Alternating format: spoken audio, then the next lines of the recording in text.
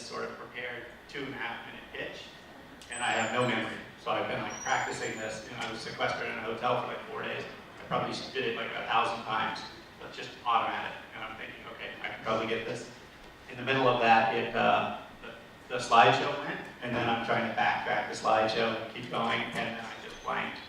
And it was like literally 3 or 4 minutes where I was like robotically trying to say the pitch, you know, remember it from memory, and then just silence. And then they started tearing into me. I got called a nerd, a leprechaun.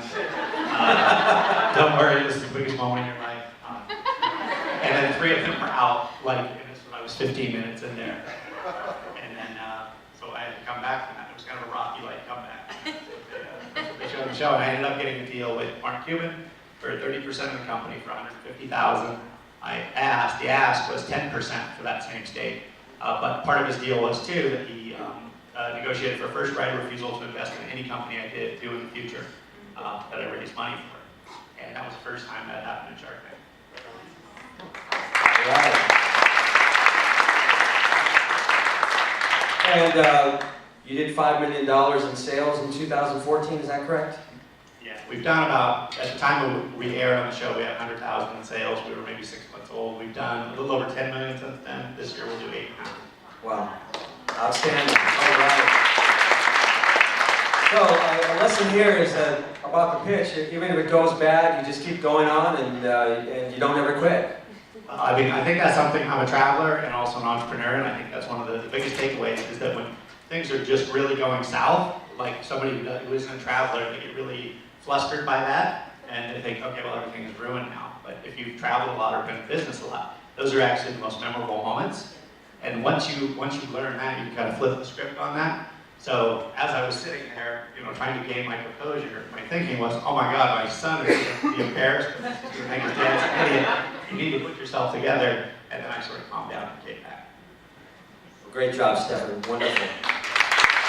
Maury Showinski, Hanukkah Tree Topper. Yes, tell us sir. about your deal. Tell us about how things are going now and what became of your deal on Shark Tank. All right, so let's see. So I went in asking for 15% to give up for $50,000. Did my pitch, went perfectly well, no problems, and then they started in on this market is a subsection of a subsection of a subsection of a subsection of a subsection.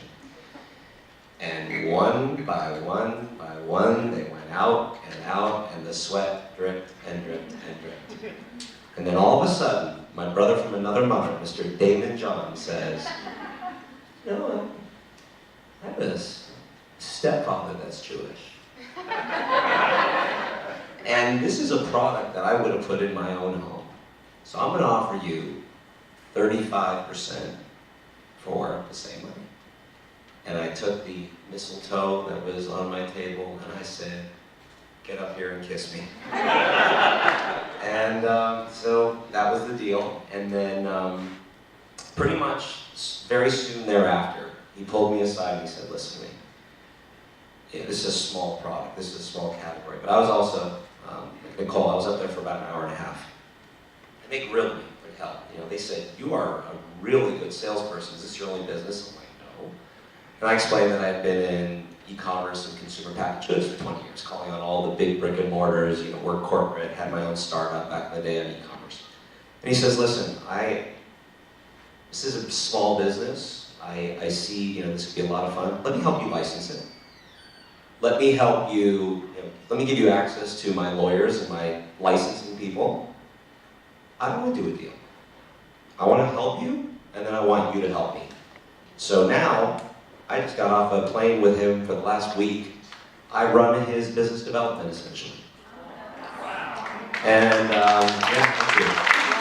And he's a very dear friend and a phenomenal guy, and we're doing amazing things together. And I got to plug Inc. as well, because I'm all over the homepage on Inc.com right now, based on some stuff we did together. So take a look; it's pretty cool. So. Great job, man. Congratulations. Jerry Hancock, Sub-Zero Ice Cream. How you doing, my friend? Great. You're coming in from Utah. Thanks a lot for coming out to be with us tonight. Tell us about your experience on Shark Tank. You know, it was without Shark Tank, I don't think we would have survived. If you recall, we mentioned we had some partners we had to get rid of, and that's one of the things I didn't like. And essentially, the number I came up with, you know, for giving them equity was, and if you remember, I had kind of some crazy number, like 17%. So everybody else was like round numbers, 15, 10, 20. You know, I decided to mix it up, and I did 17% for 350,000. So that's what we needed to get, you know, to get rid of the partners. And without Shark Tank, we wouldn't have survived. The amount of exposure, we didn't get a deal, but just the exposure was worth that much as far as like keeping the business running. So in order to get out of the partnership that we were in. And so I had a similar experience that I think is interesting. I tend to have a flat personality. People don't oftentimes really know when I'm joking. And so the producers kept on saying, more energy, more energy. And if you remember, like I shot the nitrogen cloud out at the sharks.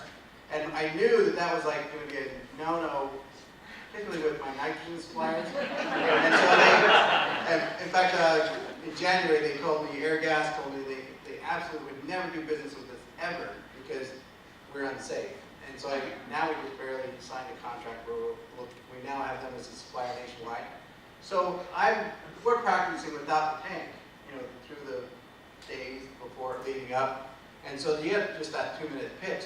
So what do I do to kind of pump myself up? Take 2 energy shots, like 2 5-hour energies all at once.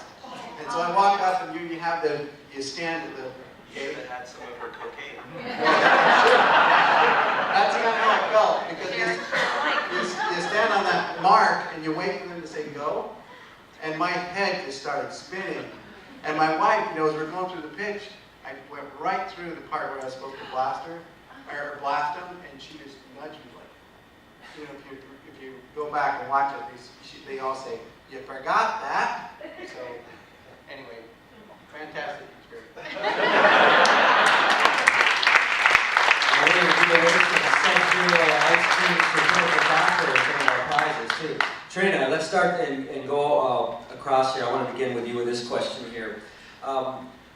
How did you develop your product? What's the process for entrepreneurs and small business owners out here? What was the process that you followed creating your product from beginning to finish?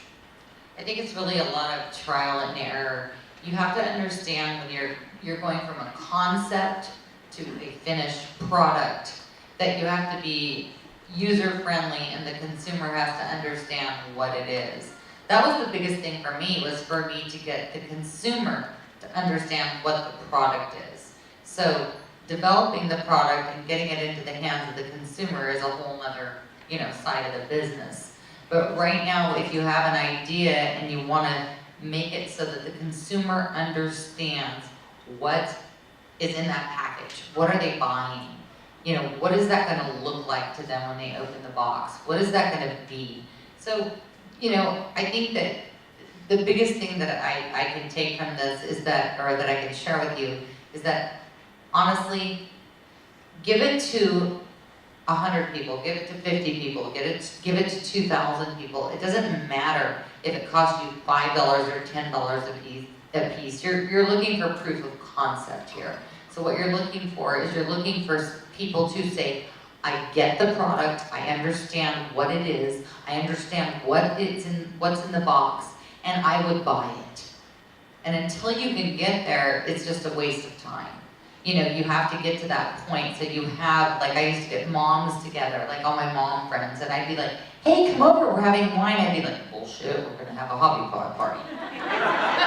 They'd be like, what are we doing here? I go, well, we're gonna test this and this and this. I'm like, really? This is a drag. I thought we were gonna drink wine. I'm like, no, we're gonna test hobby paws tonight, okay? And so I would get all their feedback. It was like a round table, you know. It was like a free, what are those things called? Come on, help me out. Where you go into the room and the people test the products. It was a free focus group. It just cost me like a case of wine. So it was awesome. So, you know, make sure you know who your end user is. Make sure you know. Shark Tank's awesome. It propels you but unless your idea is solid and unless you have that nailed down, no, you're putting yourself out there. You might want to make sure that you've got all your, you know, T's crossed and your I's dotted. Proof of concept, did everybody get that? Yeah. Okay, cool, all right. So, I had an idea on paper, and you know, it was, I came from the world of consumer packaged goods, you know, e-commerce, but I had absolutely no friggin' clue how to injection mold a damn thing. And then I tried to make it here, I really did. I had no desire to send it overseas, but the costs were just insanely different. And what I ended up doing, which was the best thing I ever did, was instead of trying to figure it all out on my own, I made sweat equity partners. Really important, strategic sweat equity partners. I went to a guy that was a phenomenal consumer packaged goods designer, and he came and he designed my product, my package, did my patent drawings, etc. I went to a patent attorney and I said, listen dude, I'm not gonna give you $10,000 for patent fees, but I'll give you X% of my company. And that's the same thing I did with both of them. So in the beginning I gave up 25% of my company, and I ended up having 75% of something rather than 100% of nothing. And that was really important. Now I will say, working overseas when you're not actually overseas is challenging. And if you don't mind, I'm going to share a little story about what happened with the manufacturing. So, my first product in 2009, I decided, you know, like you said, I researched the market. I knew what my target household was. I knew the research. I knew there was demand. I had no idea how much demand. I put it on Amazon, call it in October, the first season I did it. And by November 15th or so, I had over 600 sales. And I had no inventory. And I promised everybody they would get their product by before Hanukkah, which was December 12th that year, something like that. I get a call from the Port of Long Beach, it's on the way, December 11th. Meanwhile, I've collected ground shipping on everything, okay? Oh shit. So the product arrives on December 11th. I upgraded every single, by then I already had 1,000 orders. I upgraded everybody the next day here, first of all. I had all my boxes set up, everything ready to go. And I started pulling, you know, it was easy. You know, I had FedEx labels done, I was doing this all out of my garage. And then I started pulling out the stars. The samples that I got before that were awesome. But the production, all of a sudden I hear rattling. The coils that go inside the stars were falling out. The paint was peeling. And I said, I gotta do what I gotta do. So I put every order out, I fixed the ones I could, and I shipped everybody on my dime next day air. Now this is a really important thing to think about, especially for e-commerce, because service is king. I went upstairs after I did that, and I wrote an email personally to 1,000 people. And I said, here's the story. The quality, we had problems. We upgraded you for shipping. We fixed the ones we could. If it fails, this is how you fix it. And if you don't want it, no problem. Don't return it. Just let me know. We'll refund your money. Any guesses on how many returns and requests for refunds I actually got out of 1,000? 10. Changed the world. So, service.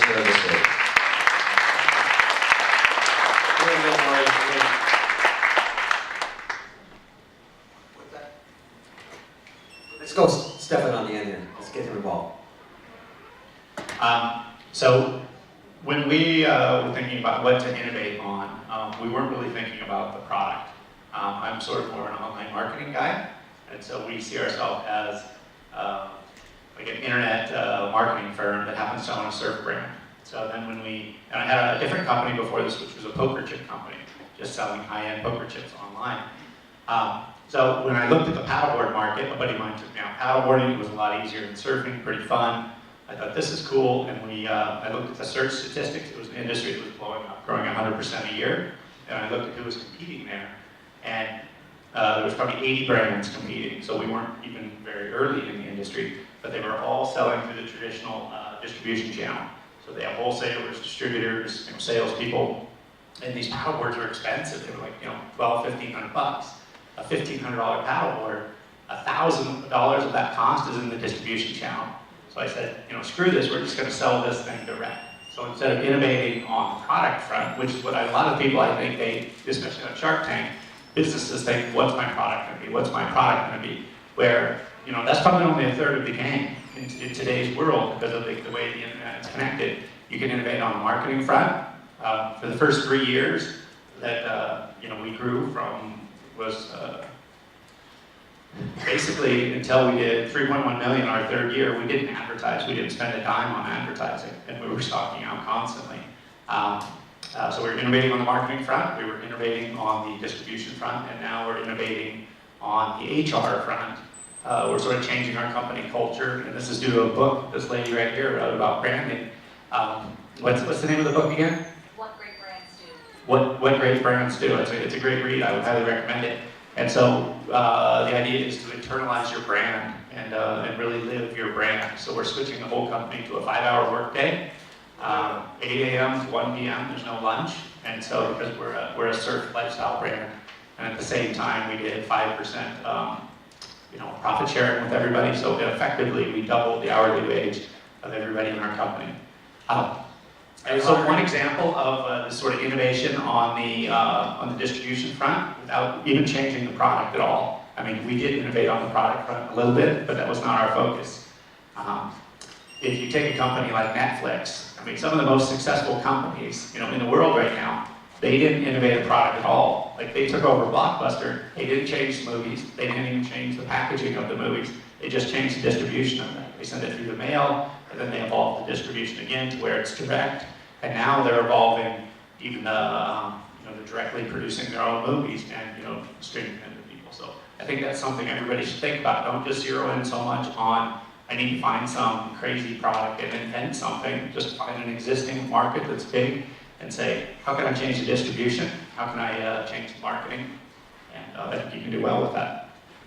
Quick question: Are you hiring just for anybody out there who wants to work with a great? No, seriously, with a great entrepreneur and learn from him, a very successful entrepreneur? Are you going to be opening your doors? We actually are hiring for a position right now. Like when we won the fastest growing company in San Diego, and we had 5 million in sales that year, we literally had 5 people in the company, and we only needed 3 of them to run the company.